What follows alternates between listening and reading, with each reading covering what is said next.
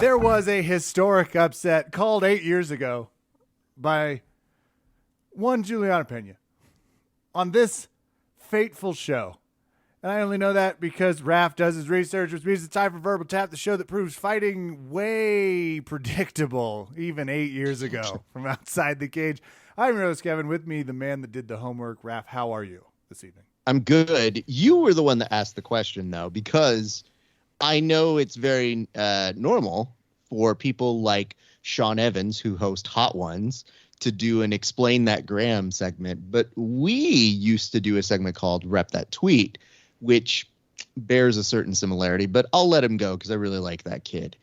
I would say that you, when we brought on Julianna Pena, and again, this is 8 years ago, when she was on The Ultimate Fighter, you read her resume and you said, you know, on here it talks about you considering yourself a champion. And it's very much in line with what Dana was saying this weekend, which was, you know, she's always believed in herself. First time she introduced herself to me, she was like, I'm going to be a champion. Give me a fight. And I was like, oh, who's this chick? So it is very much the narrative they were spinning this weekend. But I went back, I re-listened to it, and it was truly something to behold that somebody who obviously came on our show and was very nice said something that plays super well all these years later. So from our perspective, we were very pleased for her, even though people on this show didn't go for her. Yeah, well, it's not just you. It's not just you, though I did try my best to warn everybody, and that became a big conversation for contention at this weekend's Fight Companion. I'll get into that as well. But anyway, Kev, we have a guest on the line, and I would introduce him and say a lot of words, but I've just been feeling like I should do less prep. I feel like if you do less prep and say more ridiculous things, you probably get paid more and better gigs. So fuck it. Note cards be damned. Here's a host of a show. I think he was on the one last week. Ladies and gents, it's Dan Tom. Congrats. What's up? I'm just here for the Dana White impressions. It's one of my favorite features of the show. In fact, I hope to hear Dana White on the show cover. You know, I know he's more of a new metal guy, but maybe a bit of Offspring. You know, instead of The Kids Aren't All Right, it's going to be called The Kids Don't Want to Fight by Dana White. Yeah. Hey, that's pretty. You know, this kid, he doesn't want to fight right now. That's my favorite thing to say. The other favorite thing that Dana's doing, and I don't know if you guys are catching this, but he is losing his hearing hard.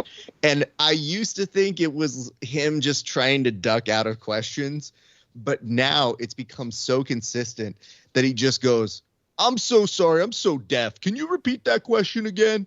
And you see these poor, frustrated journalists who probably, like me, thought it was a ruse. It was something he was leading them on to, who go, Dana, who fight next? Pena. Oh, Julianna Pena, you know, I don't make fights. I don't.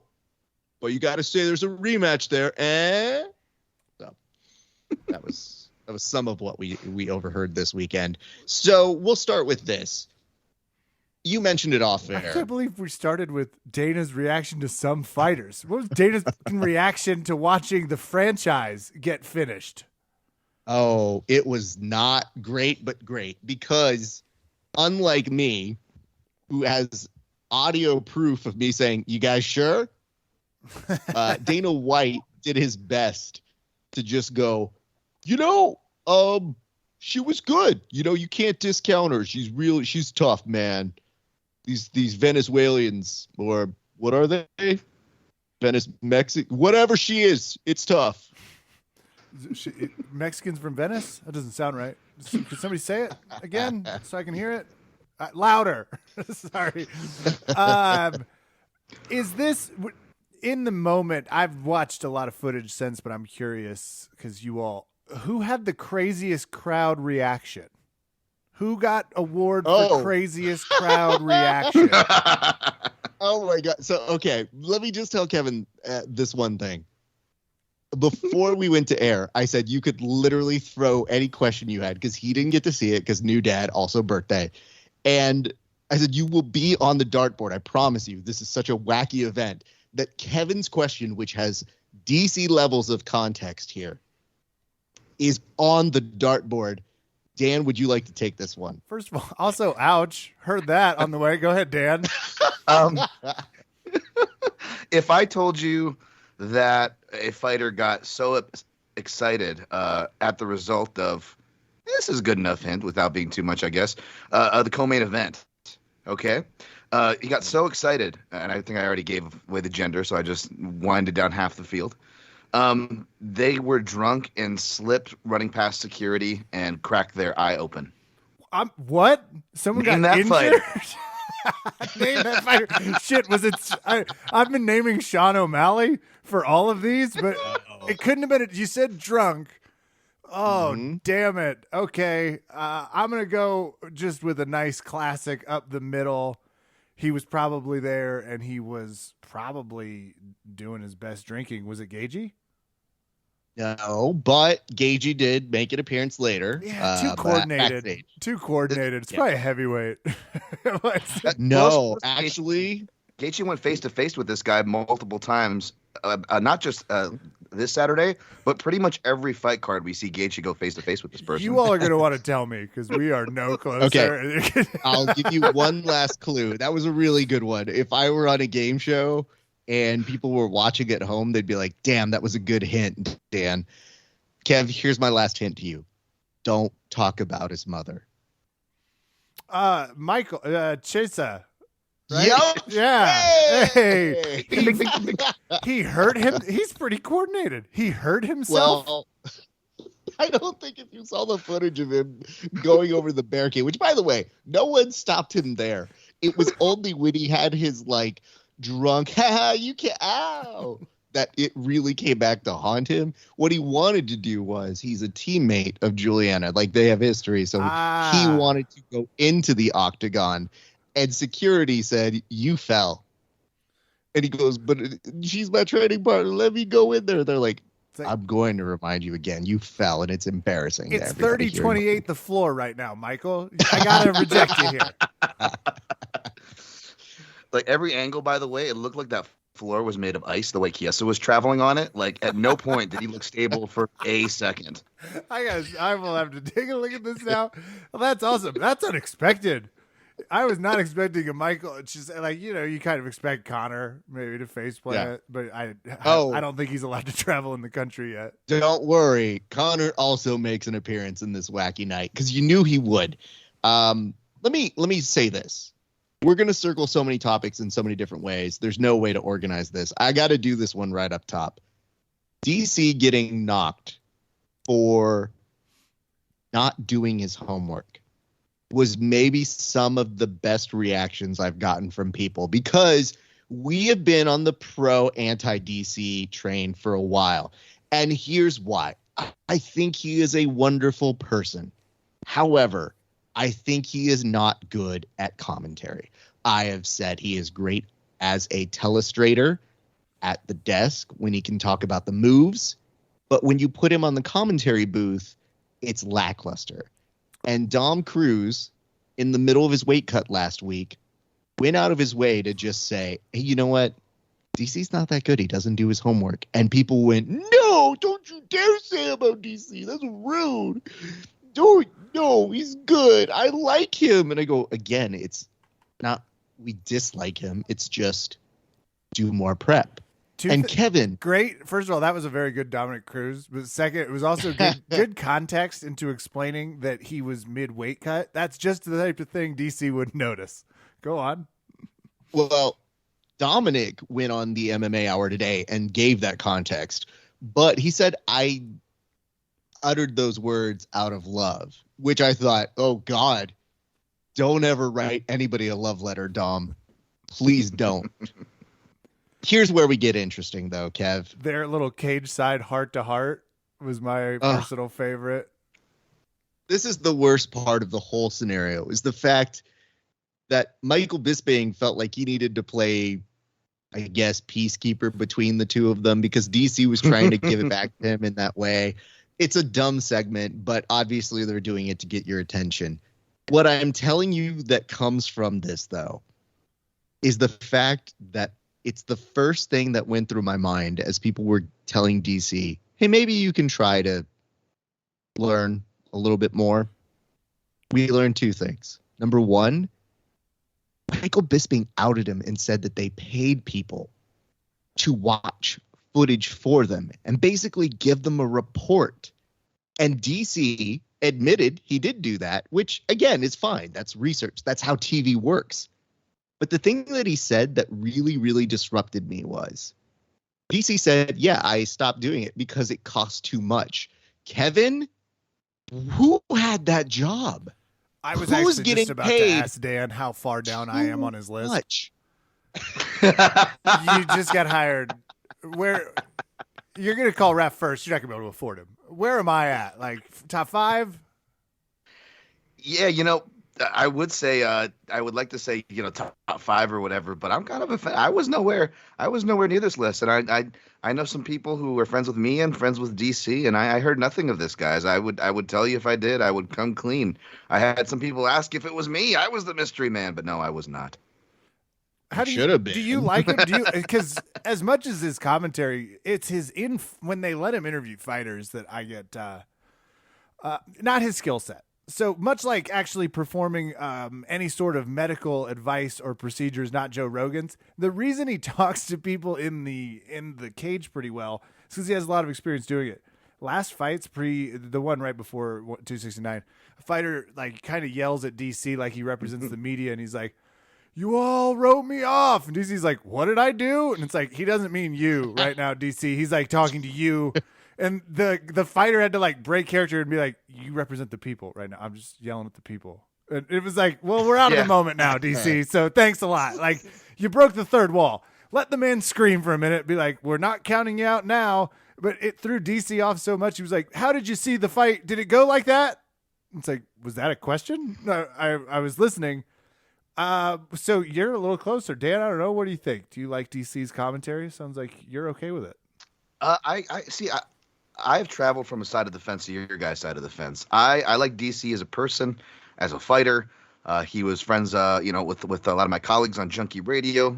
He brought us food, a lot of nice things, right? Like kind of like what Raph said. But as he's gotten into the commentary, not just the commentary, but the company man-esque kind of position that he's positioned himself, it's been tough, man. I'm a guy who unfortunately I've got a little bit of Dom Cruise in me as far as I'll call things out, and I feel like if you've got a bit of Dom Cruise in you, you like the Dom Cruise side. If you're someone who maybe preps or appreciates preps or tries at your job, maybe you appreciate that. And I feel like if you've got a bit of the DC in you, I feel like those are the people who Raph may or may not have been kind of mentioning. Is I've seen this in different sections and different tones, but I've seen definitely a mass section of the audience going, "Leave DC alone," and they're bringing up bro code and all these things, and say what you will on that. I would argue whatever your thoughts are on that. I feel like, whatever your thoughts are on bro code or how Cruz went about it, I feel like there was more good than bad because it started a lot of conversations. Hopefully people can learn from. And yeah, I'm not a fan of people who don't do the prep. And Rogan and DC have obviously been bad at that. I think DC learns it from Rogan. And even like last night, I don't know if Raph, if you got this, I felt like I already expected DC, to actually be like going in trying hard. But I felt like Rogan, I don't know how much word he got of it or how much he pays attention, but I feel like Rogan was trying hard because he actually had notes on Tony Kelly, the first fighter of the night or second fighter. I'm like, Rogan never knows who these people are. These are peasants to Rogan. Anyways. Yeah, I don't know. It might have spooked everybody in the business. And you know what? Good. Yeah. My main thought on this, though, was when Dominic did it, people go, "I don't know that I respect the way he did it." I was like, well, do you think that DC would have done it otherwise? And follow up to that, am I the only person that thinks that this call out of, hey, you don't do the prep will only make DC prep less? That thought permeated in my head all week, which was, okay, young man, I'll show you. I won't prep at all. Ugh, no. That would have been ballsy. If he's like, you've got a Julie something fighting Mandy Nunes, and 7-1 underdogs. So it's gonna go one way. Here we This go. reminds me, my favorite singer is Mandy Moore. Man, she's good in This Is Us, DC. I feel like John Anik already kind of calls him out already, like on a bunch of stuff, like and not trying to throw it on Anik. I love Anik. I'm just saying, like, as far as the names go, if there's an easier first name or last name, DC will always go with that, and they'll be like, DC, why don't you say this person's last name? And he'll be like, yeah, I know what you're doing. I know what you're doing. And he goes into his whole giggle thing. As somebody who does some of that, I get it. That's fine. I would just tell you that mine is usually intentional. DC's does get into a vague area of bullying in the sense of sound it out, DC, which I don't really want to go into. I would just say that it was blissful to hear as a person who commentary is important to and who has listened to less and less commentary from the UFC over the years. And the one thing you did bring up, Anik, and again, I have respect for Anik. That's not the issue. But Anik trying to pull the middle child playing peacekeeper for a family who looks like they're about to divorce.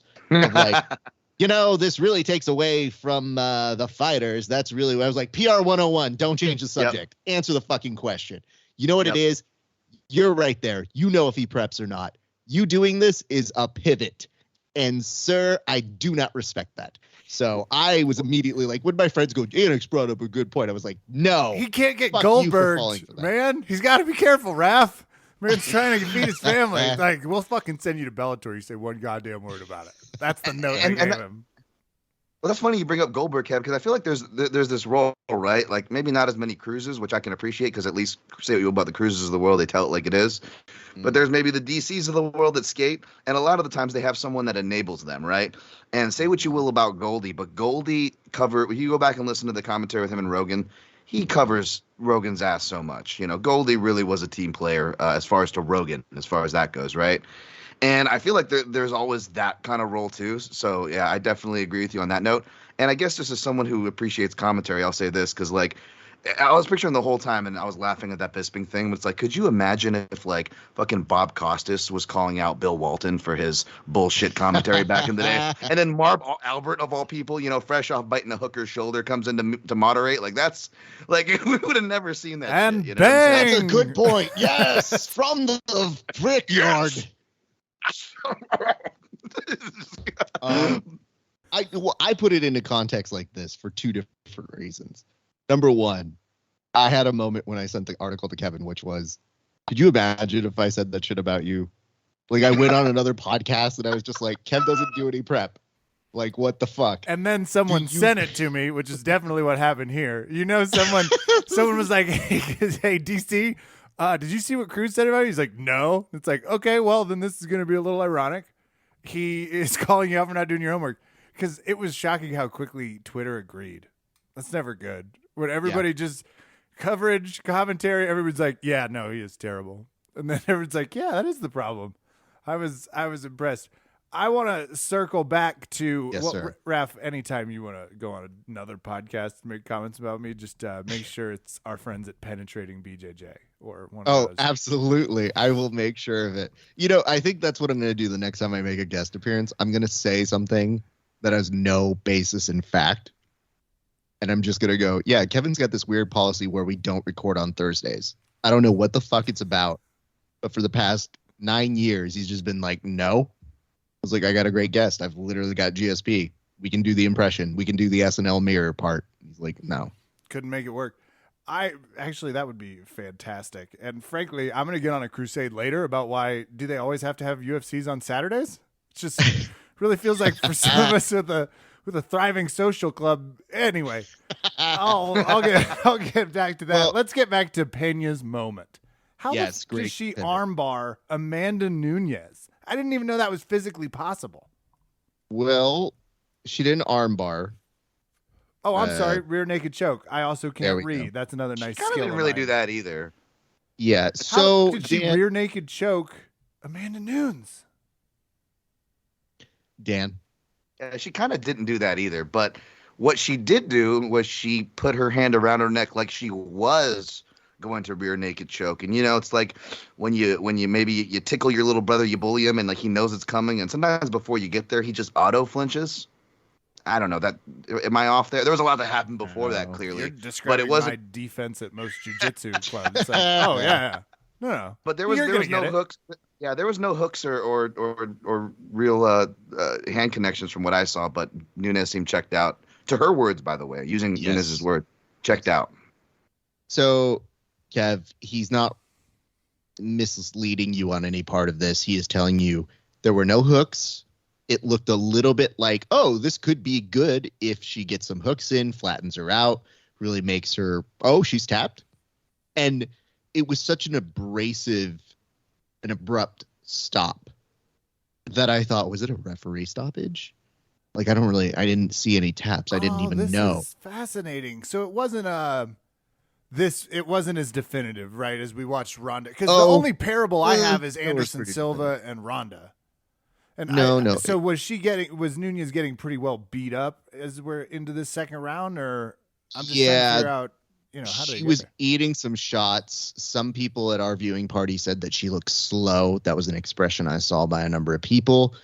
Dan, very, very well in his research, made sure to point out, yes, she did seem checked out. It just wasn't the same person. And so that is why a lot of people have been comparing this to GSP and Matt Serra, because it just felt so off. We had one gentleman, we'll put up a clip of this, but our good friend Jordan, who just recently fought over at Mama at our viewing party, who was trolling earlier in the night and was like, oh, this is definitely not going to happen, but yeah, Nunes is going to win. Or I'm sorry, she's going to lose. And I was like, wait, what? And he's like, yeah, Nunes is going to lose. Pena's the shit. And I go, he's trolling. So when it actually happened, he came up to me and comes on the microphone and goes, apologize. I called it. I told you that was going to happen. I was like, you prefaced it with, I'm not taking this at all seriously. Please don't take this seriously. She's not going to win. It was like you're literally putting two different bets and saying one of them came through. You can't do that.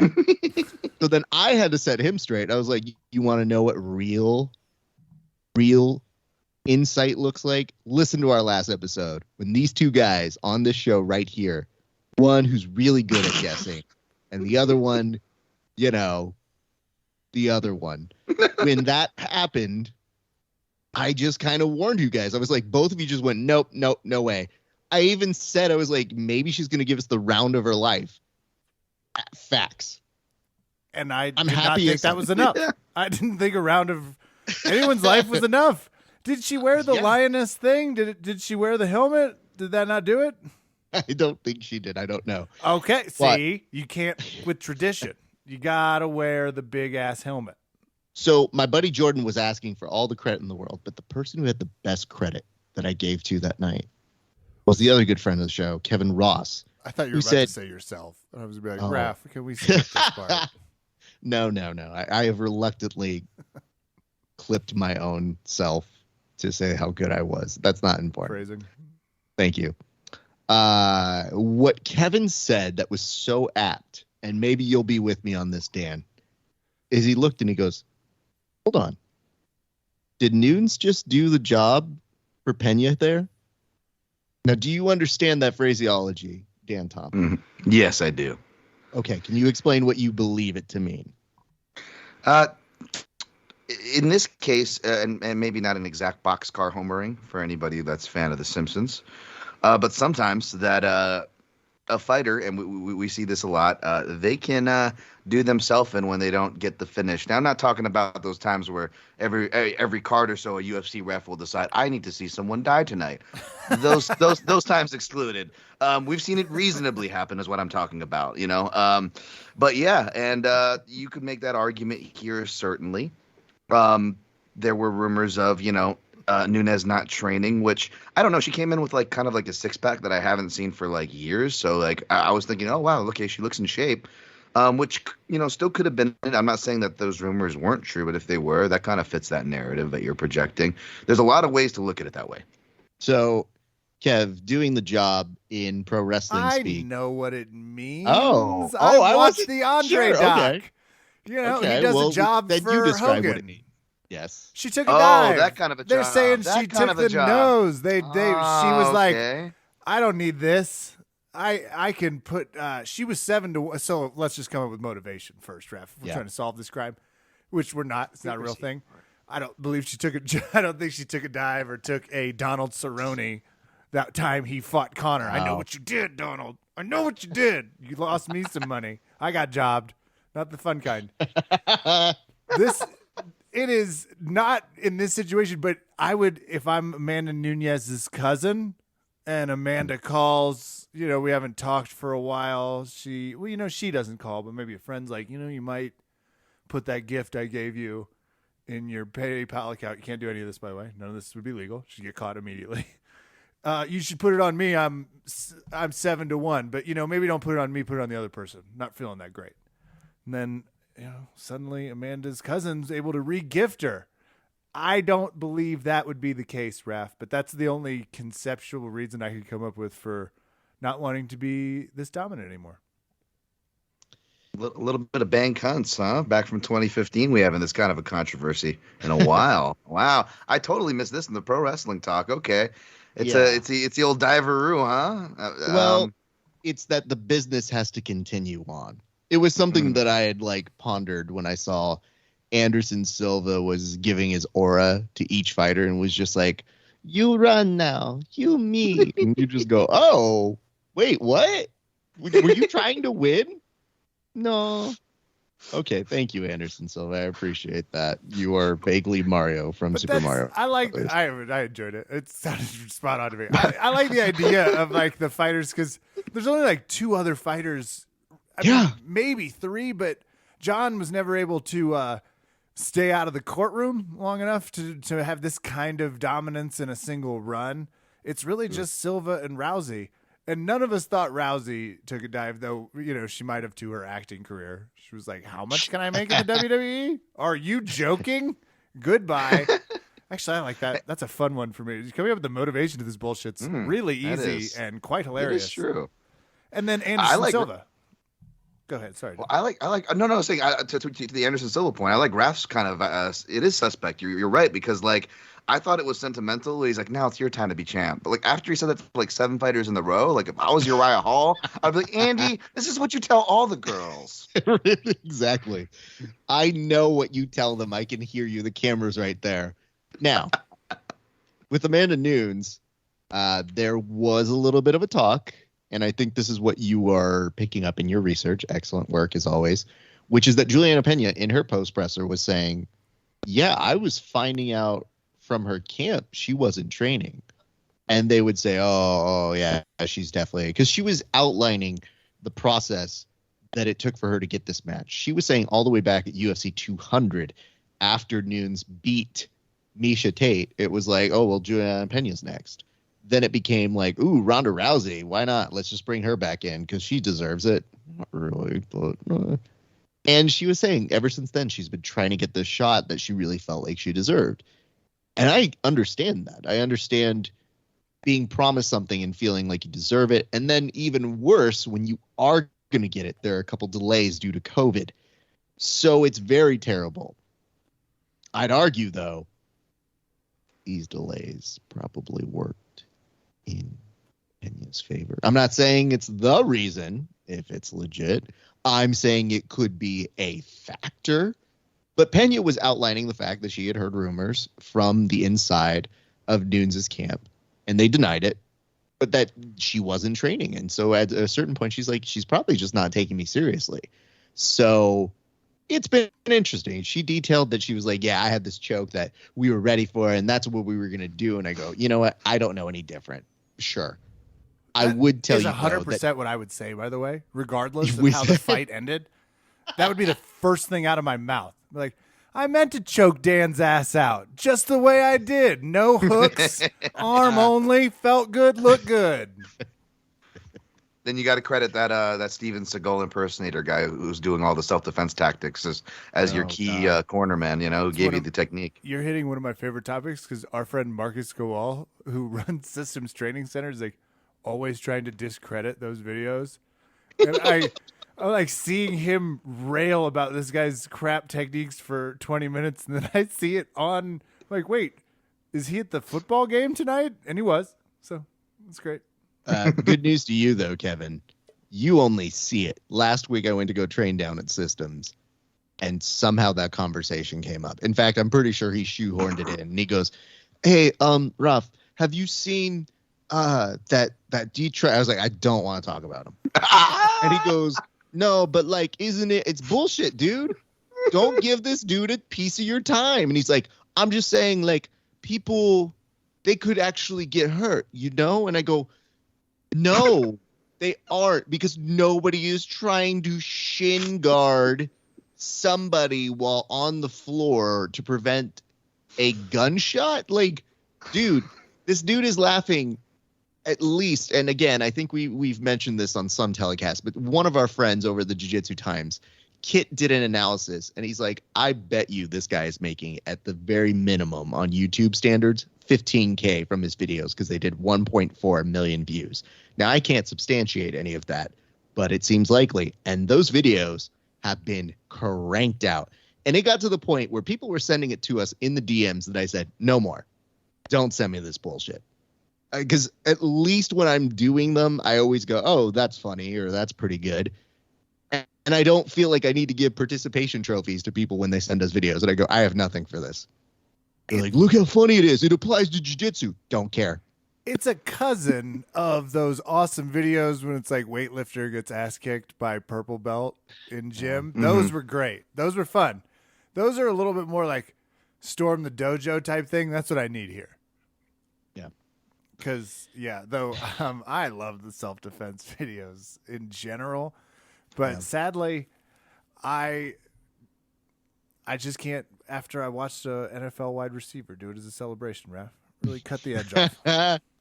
Good for them. It's making heroes out of stupid people, and people always wonder, like, "Oh, sorry, go ahead." I thought I was no, that's a terrible cut you off 10 seconds early. It's just people. You cannot complain about making stupid people famous when you yourselves are doing that. So stop. No, don't make us. I'm famous. trying to stop, but I covered the UFC. What do you want me to do, Rap? I'm not yelling you're not at talking you, to me. Dan. I'm sorry. This isn't about you, but if it applies to you, rinse and repeat. It's fine. Kevin, pivot to the fucking first fight.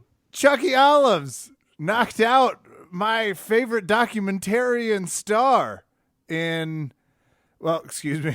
I'm going to keep doing this now, so just settle in. Rear naked choked him, I guess. Which the Julianna Pena fight was ruined for me due to what I think was satellite radio.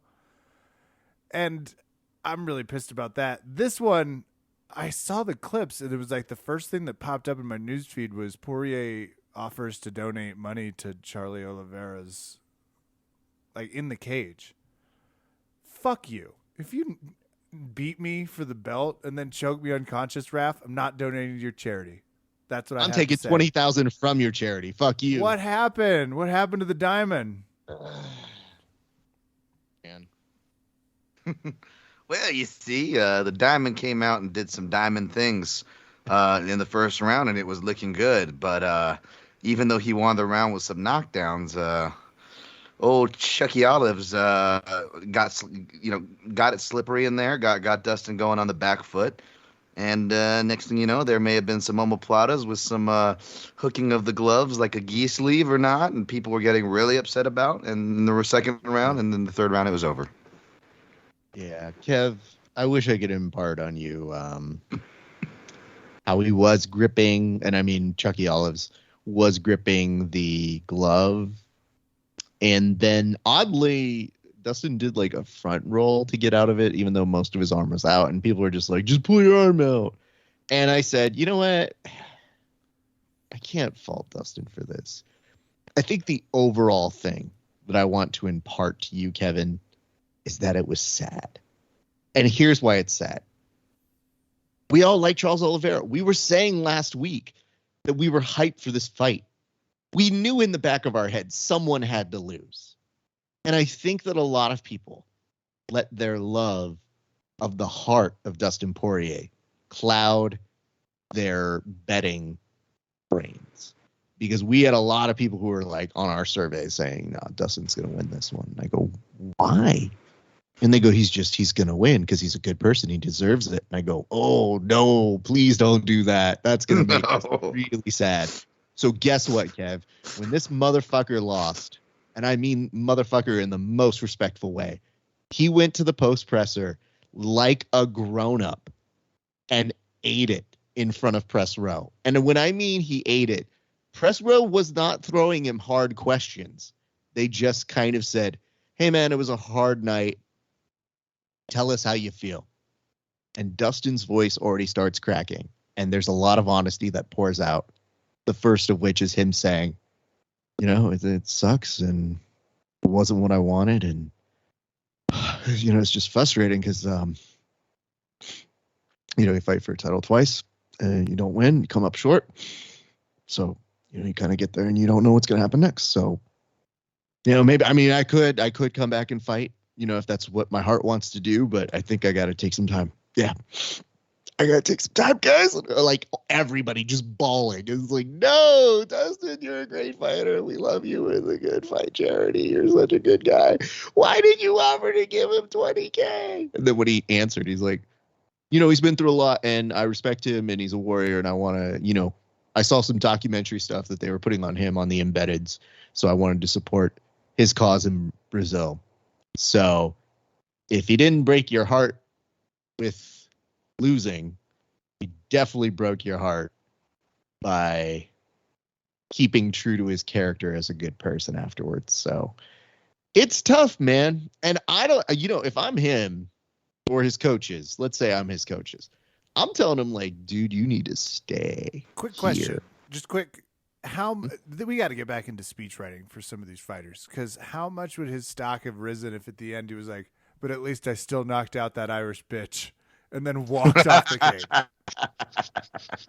There was okay, so he said, this is how I knew I was in for a rough week. I had a feel, I was like, dude, I'm feeling like Chucky Olives is going to continue, and I think he's going to get a submission. And I was saying it in private to people, and I was just like, listen, I just got that feeling, man. Most submissions, it just seems like a likely bet. We've seen Dustin get submitted before. I'm a little concerned, but I hope it's a good fight. And it was a great fight to watch. I would say though, Kevin, it's just, it was so brutal and you could see it happen. And him talking about it backstage, he was just kind of like, you know what? It sucks. And I don't know what I'm going to do. Maybe I go somewhere else. Because they were saying, what are you going to do? Are you going to go to a different weight class? And what I'm trying to say here is, no. Stay around. Because he mentioned that week when he goes, yeah, it used to be 15 minutes or 25 minutes to prove I'm worthy to be in that ring. Now it's 25 minutes to eternity. And he was thinking about his future because that's a goal he really wanted. I still think it's a goal he really wants. I think he just knows it's a lot of wear and tear, and he hates a lot of the bullshit. Dan, I'm going to turn this to you in a second, but I want to finish this thought. Chucky Olives. Yeah. He did. But I want to very quickly say, if you are his coach, how do you go about convincing him to stay in it? Because you get dum-dums like Conor McGregor who say, oh, I should get that title shot against Oliveira. And all of us go, because then you get Justin Gaethje, who Dustin has beaten, who is promising severe violence to Chucky Olives. And we have seen stranger things happen in many different divisions. Lo and behold, the female division just this past weekend, if you are Dustin Poirier, in my belief, you stick around and you wait. What do you think? I think the only way to get him to wait, if I'm, the hypothetical, honestly, is just going to be one word, and that's money. That's the only thing that can convince him. I'm with you on the heartbreak because it wasn't the reason why I was picking. Mine was mainly just kind of directionality, and we saw some of that. Although I was wrong on the body work. That was all Chucky Allen's. I thought DP was going to have that body work. But here's the thing: is in a lot of the interviews, I felt like he was trying to convince himself that he was into it, and that was something I was looking for. Because if you guys go back and watch, I want to say it's the second McGregor fight, the one that happened the very beginning of the year, not the leg break, the air quotes clean KO or whatever that he got in the rematch.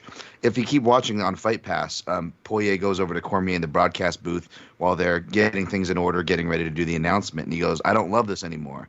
I don't." He goes, and he admitted that he doesn't love the game the same way anymore.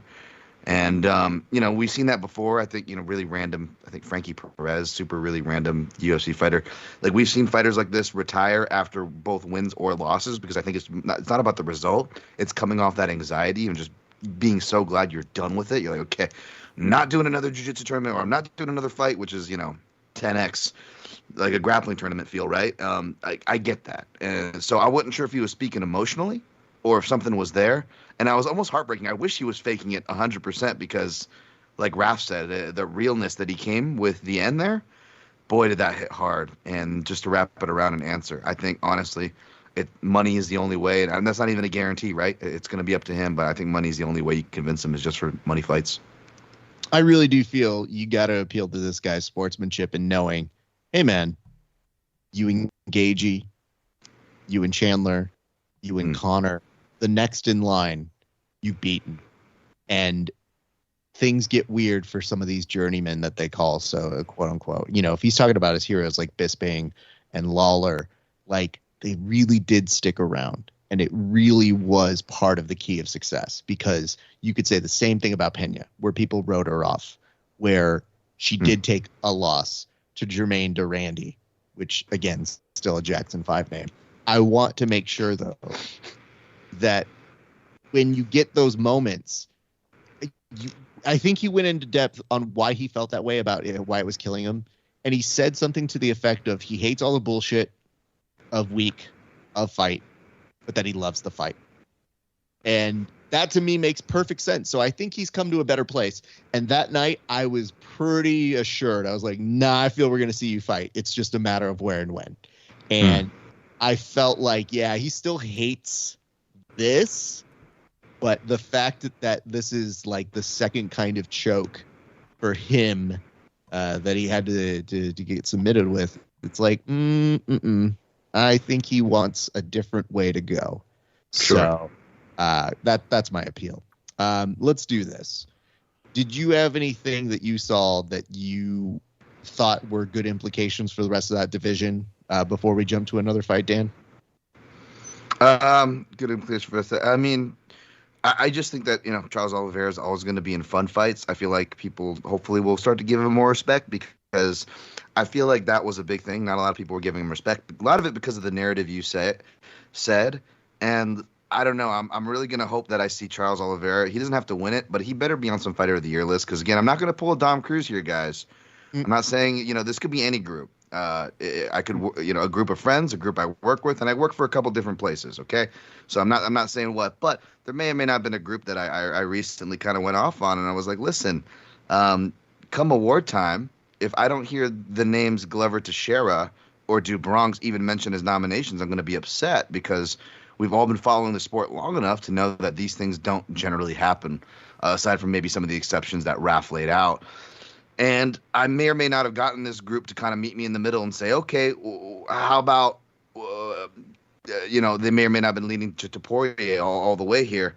And they're like, how about the Poirier do Bronx winner? So I'm hoping I see a lot of places giving Charles Oliveira some love, because I feel like coming out of this, like I heard like a podcast early, like 20 minutes, and like they were talking about how can they get Connor or Dustin and Gaethje back in the title picture. And there was barely any talk about do Bronx. I'm like, wait a minute, are we still going to make the same mistake again after all this? So I hope people don't do that. Yeah. Kev. He beat everybody. Hold on. Before we start rapid fire through other fights, do you all want to know how many news outlets I can name that covered the story of just what Connor said that night? All of them. The Mirror, Daily Mail, MMA Junkie, MMA Mania, MMA News, MMA Weekly, TMZ, MMA News. The Sun got involved, and this is where we go back before the fight to MMA Junkie that started with Conor McGregor's next fight. How will UFC 269 impact what he does? Which is one of my favorites. I'm in on these. I'm just reminding people why he gets talked about so frequently because, one, we talk about him, and two, apparently that still gets the ratings. It was a hot take. You knew it on ESPN. All right. Help me get through the rest of these fights. Ooh, before we go on that, though, Kev, I want to tell you about another L that DC took this week. Mm-hmm. It's my favorite photo meme of the week. It was during one of their ESPN let's give out shout outs to the fighter of the year, this very conversation that we're having. Mm-hmm. And DC named Cyril as his guy. Yeah, Cyril Gane as his guy. And Justin Gaethje gave the most realistic, what the fuck you talking about look? And I thought to myself, yes, normalize this. Normalize telling this man when he is wrong. It is so beautiful because in a world that we all lived in this past year, when Dan has eloquently put, oh, here's, I don't know, maybe Charles Glover, I guess. Okay.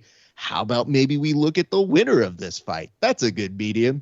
DC's like, Cyril. And you go, huh? Like, no disrespect to that man. But what about these other people? Cyril. Justin Gaethje was all of us in that moment. Now let's rapid fire. Yes. All right. Jeff Neal versus Santiago Ponzi Scheme. What did you take away from this one, Dan? Again, man, if you let Jeff Neal behind the wheel for too long, you're not going to get, favorable results. And I don't know about 30-27. I could see an argument for that, but I did score it for Neal for whatever that's worth. This was a split decision outcome. And not much to say. I don't think it was quite as boring of a sparring match as I read because I had to watch this kind of like post-mortem. Yeah. But it wasn't a great fight by any means, especially in comparison to the card. Agree. Kai Kara France did what we all needed him to do to Cody Garbrandt because... Yes. Somebody asked me this, Kevin. They said, what do you think is next for Cody Garbrandt? They said that same thing that I was talking about Fox with News. Dustin Poirier. I thought about that. No, don't lead me astray. But I thought, what's maybe slightly above Fox News? And they looked and they said, well, what would you tell him to do? I'd go, oh, bare knuckle fighting. Oh, BKFC. Yeah. Mm-hmm. Yeah. And they go, why would you have him do that? And I said, they're like, yeah, aren't you worried he'd get fucking knocked out again? I go, in fact, I'm counting on it, but make more money doing it now. And they said, yeah, but then he'd take more concussions. And I was like, is Cody known for his stellar brain? Am I missing something here? No. Fighter who fight, make more money good now, please, before die. Can I piggyback on that idea with one of their other recent signees? Why don't we just have him and who's the crazy guy with the eye tattoo? Mike. Are you talking about Mike Perry? Mike Perry. I was gonna say Mike. I was like, it's not Mike Perry. Let's just have them fight every month, right? For a year. Mike's trying, man. He's in that crowd and he's trying to give you your bang for your buck, my friend. So Cody got an eye tattoo, so there's that. He's making his way there. Battle of the eye tattoos. That would be a fun. Those two, if they were like, Kevin, you know how you complain you've never seen two fighters just fight like it's they're the only two that exist in the world? We're gonna solve that. You're gonna get to see this 12 straight. I feel like by fight 7 we'd really see something interesting, but just an experiment. I mean, Kev, the other thing to take into consideration in the past 5 years, No Love is 1-5 in the UFC. No, so, I'm going to successfully be picking against him when he's on the undercard next. Thank you. Which, by the way, is a good way to always transition to Dom Cruz, but we'll get to him in a second. Dan, I'm sorry I interrupted you. Oh, I'll just add that the BKFC thing would be good because it would help Garbrandt's side business. Like, it totally fits the image that he wants to keep. I don't know if you guys know about his mutated puppy mill of dogs that he likes to puppies that he likes to mutate and make look tough. But at least good thing for Cody is that since I don't know how long he's going to have a UFC contract, at least he gets all the profit for these ridiculously, grossly overpriced dogs that he furthers the bullshit stigma of. And none of the proceeds go to charity or any good cause. They all go back to his pocket. So don't feel too bad for Cody Garbrandt, although bad news. I'm sorry if I dropped that for you animals lovers out there who have experience with bully breeds like I do. Yeah, don't worry about it. You are 100% in line here. I mean, you could pick anything on the wheel of I don't need to like this guy.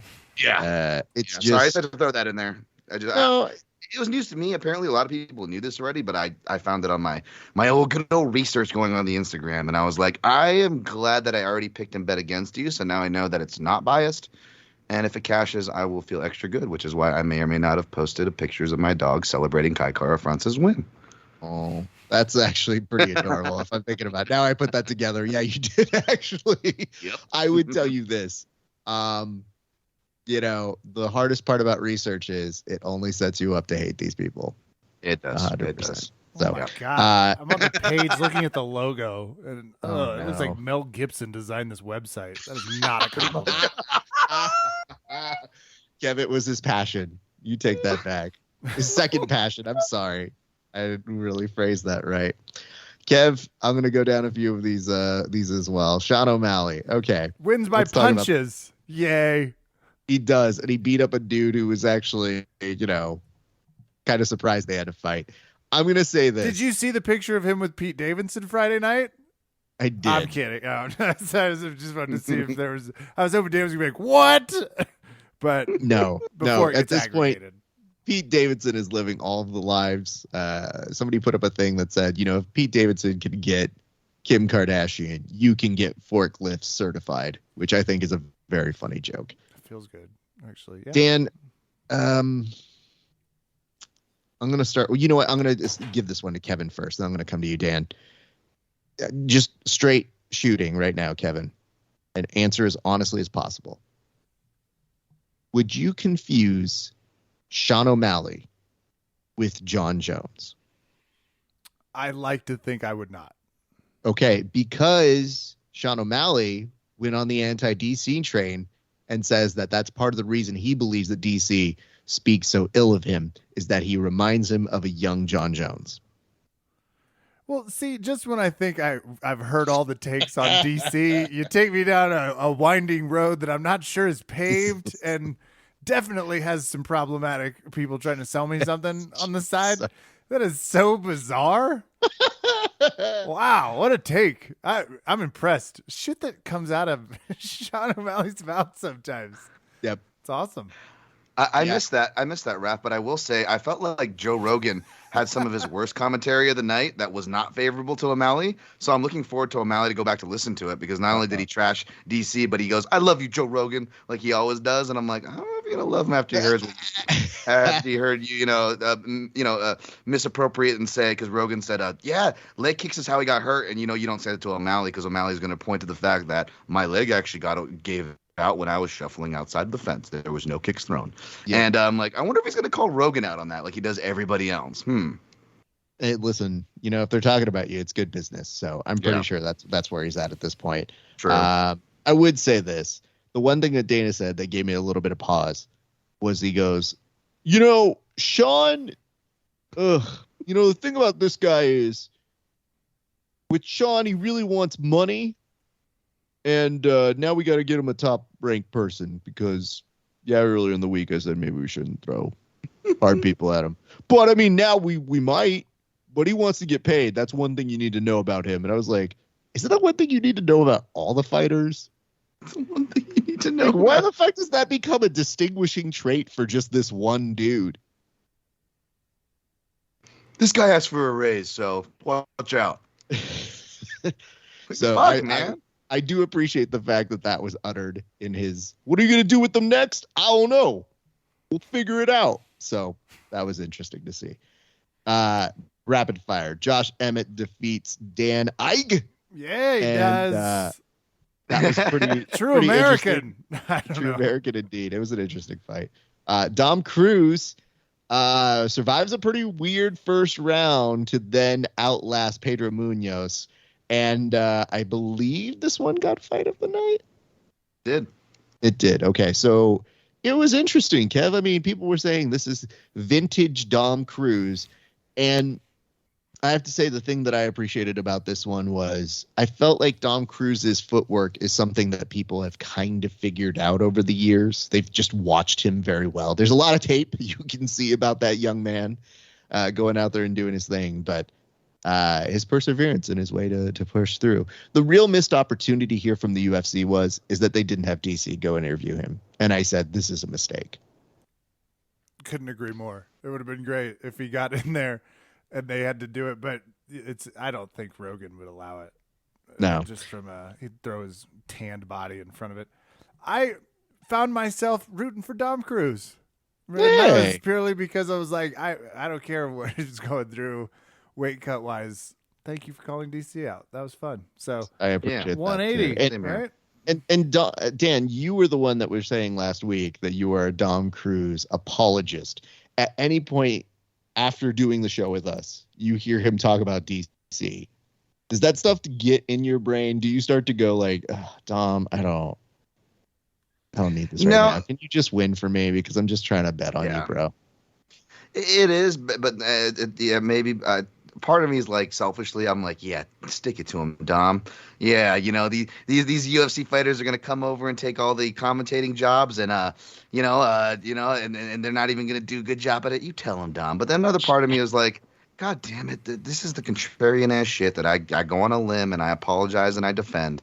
And I bet you people are gonna, I work with probably gonna be like, Dan Tom's awful lot like Dom Cruz. So yeah, part of me is like, shut up, Dom. You're making it hard for both of us. UFC fighters, leave 100 on the dresser if you're going to treat us like this in the commentary game. I agree. Somebody in the comment section literally put down, they go, Raph should apply for that job. But I go, no, I want Anik's job. Though that's the thing, Raph, is like, you understand, because you actually do it. I don't do it. I only like aspired to it. It was like my dream since childhood. But now like I kind of burnt out and don't even want to commentate anymore. Real talk. But that being said, that doesn't mean I still don't hold the job in high esteem. And as someone who actually did the damn thing, like yourself, in different facets, I mean, doesn't that kind of irk you too? And I'm not trying to make it about you or like our selfish opinion. It should freaking matter. But right, isn't there a little bit of that there? No, thank you. I will make it about me. I hear what you're saying, and the thing that disrupts me is, I think, bringing back the Anik quote about being disrespectful to the athletes, I think there's no bigger disrespect than being a douchebag when they're fighting. Like, I know it's a long marathon. You got to make it interesting. You got to make it fun. There are different ways that I commentate and do presentations for. So when we did the fight companion this week, it's loose. I'm almost interviewing the guys while also bringing out their expertise. That's what the job can entail. That's something that I produce. So it's a little more loose. On the UFC, I've asked people, I had a couple of my friends say, well, I don't mind DC. I find him entertaining. And I was like, cool. How much do you listen to commentary? Not much. Okay, cool. So you get the clips. Yeah. Okay. So you aren't there for the whole 15 minutes when it gets rough, when DC starts going into talking about wrestling when it's not wrestling. Because he's giving you the insight that he has, which, okay, that's fine. If you're throwing a couple of air balls, you're on forever. It's more so when you don't do the prep and you just seem lost and that you just try to shoehorn some information that doesn't really go. So I think the hard part is, the one thing I told for people is, Joe is grandfathered in, probably still the standard, but in many ways, Joe was there for us when we didn't know a ton. It was still a sport we were figuring out. Now we have a bunch of people who've been doing martial arts forever where it's a little less unique. And Joe may not be the person we rely on for commentary anymore. But it's a testament to how not great everybody else is that he's still kind of the standard. So it's a tough pill to swallow. But I think that if you're in the Anik role, it's a heavy, heavy responsibility. So I know I critique a lot of the commentary hard, but I am rooting for these people. I don't want them to be bad. I think that's a misconception. It's not, hey, fuck you, you didn't pick me. It's if you didn't pick me, make it good. then show me there's a reason why it's going to be the standard. Absolutely. And it's to show that I'm not sour grapes. Like, I didn't give DC notes, but I remember before I was on a military trip with Paul Felder before he had his first gig to call prelims in Pennsylvania. And everyone did that one thing like, oh, Dan's the guy with the notes. He's the breakdown guy. Go talk to him. And it was just essentially, me, talking to Paul for a little bit and going, what the fuck am I going to say to you? You're a fighter, but if you want my notes on shit that I researched, you're welcome to it. Never heard from him again. I haven't talked to Paul since, but, I'm not a hater. Here's some good news, Dan. We know you haven't talked to him because Kevin has been. He could really use some more notes, my man. Good God, he is so bad. Paul Felder does, like, he will compliment your shorts, your corner, your family if you don't have one. Wearing nothing. He loves your shoes. Your jacket looks great in there. You're just crushing it. This is one of the nicest human beings on the planet. You're going to love him. Oh, he's got knocked out. Well, that helps. He's on probation. It's like, what the fuck is going on, Paul? I will tell you this, Kevin. When we were off air, I think I was telling people, the DC thing, but then I went and do an impression of bad Paul Felder commentary jokes. Ooh. And I just channeled the inner Kevin in me that was just like, oh, this is a guy. Look at him. And I go, oh, my God, he's Chris Collinsworth. Oh, shit. He has a horse named Duke. We were talking about that this week. He says that helps him stay focused in the cage. Amazing. This is perfect. All right, more rapid fire. Tai Tuivasa wins Did he do a shoey? By camp. Not only did he do kind of a shoey, but like, when you go underneath a soda fountain when you're a kid and you used to like press the things, that was essentially what was happening to him. As they he was brought a going beer back fountain into the locker room and a they were cup. Just oh my God! The they UFC were should really help him out here. Just have it ready. They were literally just fans who just tipped their cups, and he just started going, yep, poured in my mouth. And I thought, this is so gross. Every time I think like it can't get grosser, it does. Here's the problem. I will say, coming in a close number 2 to Chiesa for crowd moments. I don't know if you caught this, Raph, but if you go back and watch the post production, like before they're letting the fighters clothe themselves and get to the official announcement between commercial breaks, they had production chasing around. I want to know what was going on in their ears. They must have been going, I got a shoey guy here, I got a shoey guy here, and they were going to people in the audience because Ty has been like marketing, like people come to see me knock people out and to do shoeys with me. And sure enough, there was like everyone in the audience like holding up a shoe like they were ready to do a shoey, except every time they went to somebody, they would have a shit-eating grin on their face, and you could see production talking to them from behind the camera, and they're going, I'm not really gonna do it.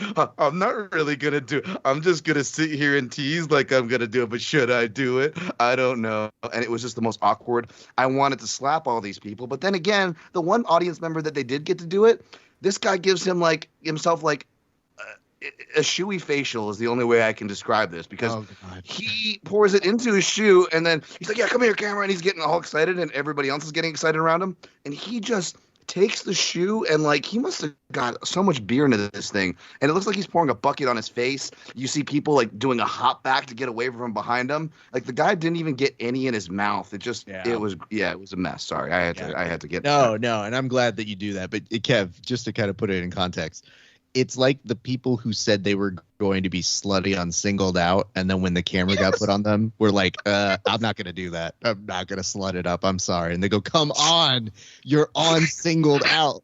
Jenny McCarthy has literally been just verbally stroking you off. Come on. And then the buzzer rings and they have to join the center out. Burn. All right. Let's just say these last ones. Hold on real quick. Go ahead, Kev. I can't wait for the Wimbledon-like moment when Tuivasa's like going for the heavyweight championship, and there's like 20,000 people holding a shoe in the audience. It's going to be amazing. Second, if I'm in the UFC, I'm auctioning that spot off. And now we go to the official shoey person for this UFC fight, and I'm charging $10,000 for that spot. This shoey is brought to you by the Red Cross. That's right. The Red Cross has donated their money to go ahead and give you what you're looking for. They do a lot of things with soldiers. Bring one up. Yeah. It's perfect. So Bruno Silva gets a TKO over a friend of the show, Jordan Wright. That was rough to watch. Andre Tough Nunez, moment for pretty people. It was. Yeah. Eric Anders got submitted by an armbar. Friend of the show still, Aaron Blanchfield. Other friend of the show beats Brandon Maverick via decision. Ryan Hall, he did win. First round, little rough. But Derek Minner made some tactical choices, I would say, where he actually, when kind of rocking Ryan Hall, would take him down. And our first thought process was, what are you doing? And I thought I was alone in this thought in this exact way until I heard Derek's coach go, what the fuck are you doing? And I said, oh, we're on the same page. Okay, that's good there. That was comforting. So Tony Kelly also gets the win, as does Robertson. Kevin, do you have results for us? I do. And real quick, I want to comment on something that's weird on ESPN. The fighters that lose, they cover them in red, or they red out their face. Yeah. Yes. Like a real, it gives me a little, I don't like it. I don't like the mark on. So anyway, this was razor thin. Kind of. We both had Hall. You had Silva. I had Wright. We both had Munoz. Sorry, Dom. I had O'Malley. You had Perva. Perva. I thought I had Robertson and you had Cachoeira, but I wrote it down. I have Cachoeira. You had Robinson. So you got that one. Yeah. Then I had Neal. Then we both how you had double down. We both had Nunez. I had Kelly. You had Costa. You said first. I said third. It was in the second. So we are good at this. We both had Kai Kara France. I had Tuivasa. You had Maverick, mostly based on names, but Blanchfield won that fight. I get that one. We both have Moonies. I have Emmett, and you, of course, have Oliveira. I think I lost. Devastating 9-6 beat down. Because don't you forget, if this is the Last Dance documentary, I'm Michael Jordan. I'm the one pissed off about stuff. A victory for the ages. Well, I'm a Scottie Pippen fan, so I'll take second fiddle here. And I take that personally. By the way, if it makes you feel better, even if I think the only pick I made different was O'Malley, and it didn't matter because you still beat me. So you got to remind me what that bet is, and I may or may not steal that shoey person's form, depending on what the drink is, and get more on my face than in my mouth. We'll see what the judges say. But first of all, please do not spit in it. It makes me gag every fucking time. Not a lot of things trigger me, but when someone spits in a beer and hands it to a stranger, I'm like, oh no, thank you. So we said it was a ranch water challenge. Yes. You do get extra points if you happen to do if you can mimic the shoey bath, extra points. Oh my gosh. And can I just say something, Dan? Yep. Yeah. When we did the fight companion this week, and I sent Kevin a clip, I'm not a huge in favor of spilling alcohol on yourself because the person who was hosting the fight companion that we had at his gym in the Dustin Poirier and Charles Oliveira fight got so hype that he shook me and beer jumped out of my glass and hit my sound mixer and part of my computer. Yeah, I wanted to wipe your computer for you. Thank you. And there was a legit moment of you see my face just go, yeah, oh my God, no. And fortunately, everything's working because obviously I'm here right now and talking to you guys. But the only remedy I have, by the way, for those that haven't seen it, like one of those school volcanoes. Like it just looks like all of a sudden it erupts. Yeah. It's so sad because Kevin, the beer that I got was a beer that's a Cones of Dunshire parody. And I was really excited to drink it. And I said, oh, man, these people have good taste. They love Parks and Rec. And then I go, well, half of it is on my sound mixer. So, yeah. Oh, my goodness. Yeah, I will not get it on my electronics, but I do want to make sure I get the right thing. So I'm going to need one of you guys to send me like a picture of the product so I can track this bad boy down. Dos Equis Ranch Water. Dos You'll Equis find- ranch water? They're hard seltzers. You'll find a myriad of ranch waters. I don't recommend any of them, but I'm afraid for this purpose. Yeah. Yeah. Okay. How many of these do I have to drink exactly? It said 6, but, it sounds like the fight took us in a different direction. So if there's a Dewey Vasa funniness, I'm going to have to try and track those down. And Kevin, spilling beer all over their face clip. Can I just say there is a little bit of heartache here? I brought this guy on twice for Dustin Poirier, and he lost once with Dustin Poirier. But Dustin Poirier lost twice when I brought him on. So I was like, I don't know if he's bad luck. Yeah, Dustin that's Poirier. true. Don't bring me back for Dustin Poirier fights. The second thing that I realized was that his ascent also mirrored Dustin's ascent, which was he won the prelim, the interim title, only to come here and lose. So to the real champ. It does hurt a little bit, Kev. I have pulled up the bet, by the way. We said we'd do like you drink. It was like the Dan Martinez. You like do a 20, 30 second, like just cheers to the better picker, obviously. And ranch water endorsement. You're just having to suffer through 6 of them.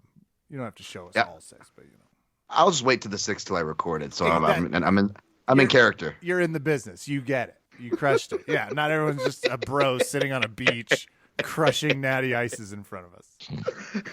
This is gonna be great. So, Dan, before we sign off, all right, Kevin's gonna give you some advice because you do this for a real thing.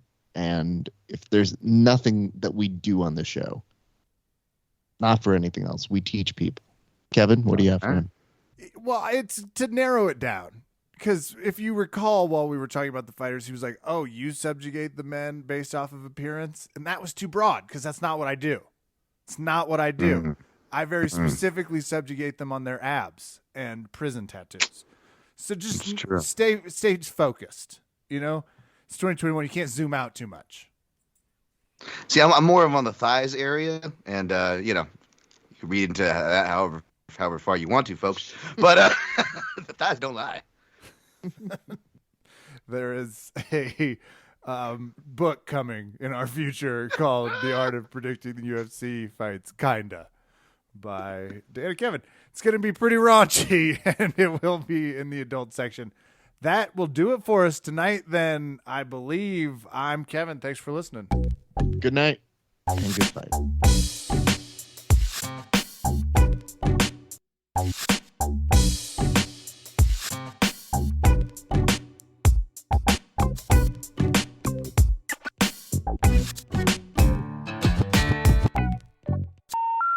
The number you have dialed has been changed.